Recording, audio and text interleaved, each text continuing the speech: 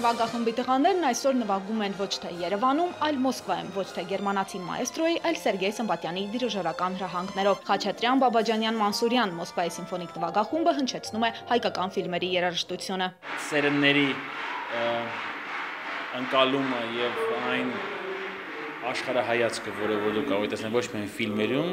նաեւ երաժշտության մեջ, կարծում եմ երաժշտությունը շատ ավելի երկար կապրի եւ այսօրվա համերգը դա ապացուցում է։ Արտակը Հյուսիսից աղջիկ է տուն տանում, հանդիսատեսը հիշում է Գառնիկի շահած Զապորոժեցը, մի պահ էլ տխրում Գիգորի բախտով։ Ալբերտ Ղուլինյանը ցանկանում է ցրել Գիգորյան թախիծը, տասնամյակներ անց խոստովանում է։ Ջիգարխանյանը 11 տարեկան Գիգորին ապտակել է երկար համոզումներից հետո, այնուհետև սիրտը շահելու միջոց գտել։ Հենրիկ Մալյանը մոտեցավ ինձ եւ ասաց. Ալբերտ ջան, դու գնա Ջիգարխանյանին խնդրի, որ խփի, որ կինոն ստացվի։ Խփեց եւ վերջում ասաց. ինչ ես շատ սիրում Ալբերտ ջան, ասեցի ֆուտբոլ եմ շատ սիրում խաղալ։ Ու գնաց մի հատ ֆուտբոլի գնդակ, մեկ էլ համազգեստ տարավ բերեց։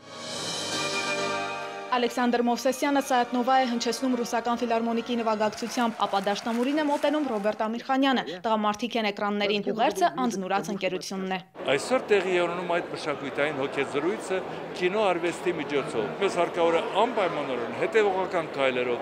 իրագործել մշակութային այսպիսի հավաքական իրադարձություններ, որպեսզի մեր հոգիները լինեն միասնական։ Մեր մշակույթի, մեր երաժշտաշխարհի փաղանգը ներկայացնող կոմպոզիտորները մեզ նվիրեցին այնպիսի հանճարեղ երաժշտություն,